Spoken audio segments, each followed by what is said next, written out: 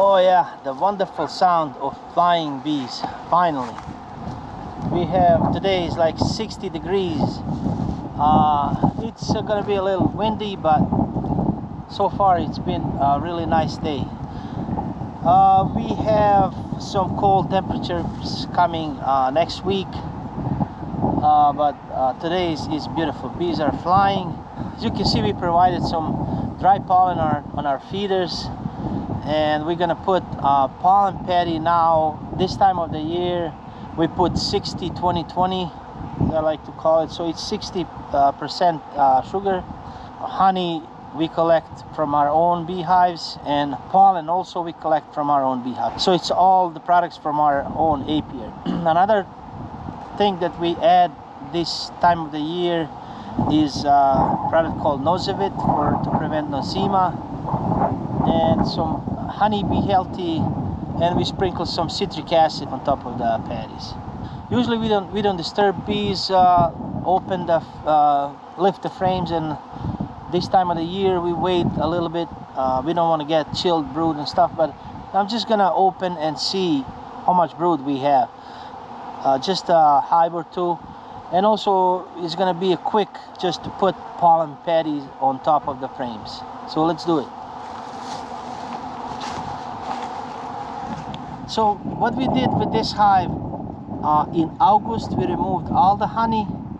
So we put all the brood down in this box, and we added 4 frames of honey in the middle. Throughout the August we had some aster and goldenrod honey coming in, so they filled these other frames, these other 6 frames with honey, and they wintered, like their cluster was between these 2 boxes. We treated for mites, and they didn't need any help from us. So these are the kind of queens that we like to have. And the hive that we didn't have to feed in the fall with sugar syrup, we didn't have to feed throughout the winter. But now I think the brood started, and I'm just gonna put spring patty on top of the frames. We put some honeybee healthy inside. Also you can find the recipe that we make our own, and we add some citric acid and some Nosevit for nosema. But I mean, why would you pay a lot of money for patties and for hive alive and all that? Make your own, you know. Get yourself that cheap sugar grinder and grind the sugar yourself and make patties and save money. You know, you can do it. It's not that difficult. So we put these patties in approximately 2.5 pounds per hive, and we cut 3 slits across.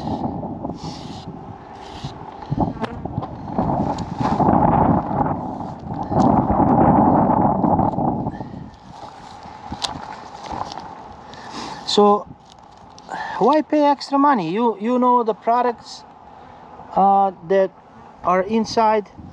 You have, you know, your own honey. It's not you know it's from your own hives, and you know it's natural. And you cut these 3 slits and put it across the frame, so the frames will go like this. So bees will come and eat this. So when they eat this patty, you can see on this side the bees will have a little bit tiny drops of water, which is much needed this time of the year. They don't have to fly out and get water. So that's another purpose for this plastic bag on top of the frames. It's not condensation, it's just few drops that, you know, they're gonna collect, and they gonna put back in the hive.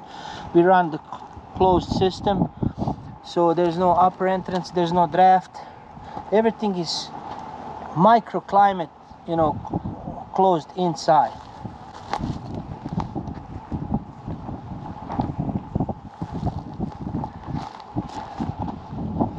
Okay, let's check the hive and see what's going on inside.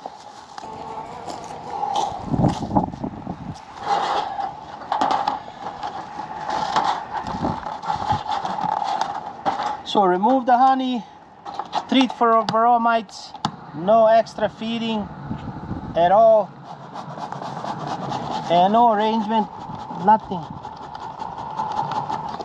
So they're left alone from August. So we did all that, and I checked in September if the queen moved to the upper box and they have enough food stored. For the hives that don't move in the upper box, half of upper and middle, I leave them in the first box and move few frames honey down, and I overwinter them into singles. But usually, you know, they get strong enough and they collect enough honey throughout September to have for their own needs. Okay.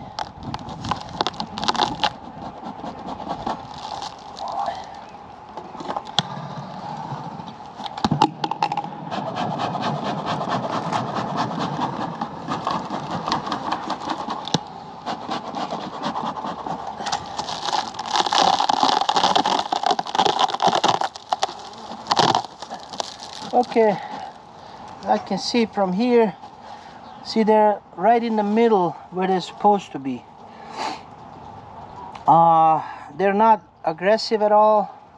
They have, I can see they have plenty of, still have capped honey. And we're gonna check if they have broods started, then we're gonna put that spring patty on top of them. So what I usually do this time of the year, I just open them and see if they have enough food. I just close them. If they don't, then I can put a frame of honey. And I also made that video, that shim. You can see they have plenty of honey. So I put a shim and then put feed on top of them like this.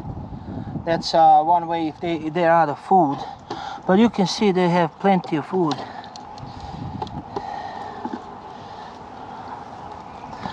So there's tons of honey.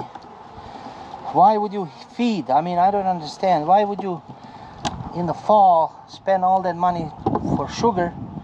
You can just leave them. See, they have plenty of honey. So these guys, they don't need our help.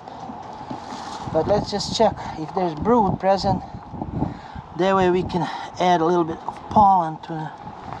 Wow, it's just packed with honey. It's so heavy. All the frames. No feeding at all. No feeding at all. So very good queen. Alright. It's gonna be a quick check. I don't want to, oh yeah, there's plenty of eggs. So all eggs on this frame, and they're bringing in this new powder, like pollen that I put in my outside feeders. See, they're on top. There's nothing in the bottom box. But oh my God, there's so, I might steal some honey from these guys. Just so the queen has more room. See, there's a cap brood right there. You can see cap brood. So I'm not gonna disturb them any longer. I saw eggs, saw cap brood. They have plenty of food. There's cap brood here. So I'm not gonna bother them, you know. I know there's queen. Yeah, very nice problem to have, you know, to have a lot of food like this come out of the winter. You know, it's rare. Usually bees, you know, used all their by now, you know, March, mid-March, you're gonna have, you know, to start feeding them because they spend all their winter resources. But not in this case. This queen is really good. So I'm gonna steal a couple of the honey frames and put some frames for, you know, so she can expand.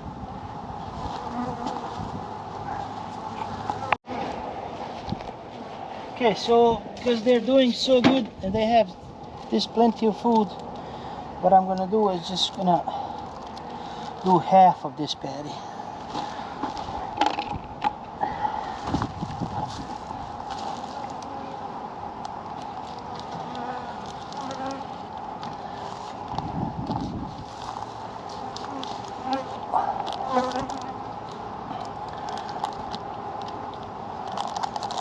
Okay, so I'll do just half. Yeah, this queen is really good.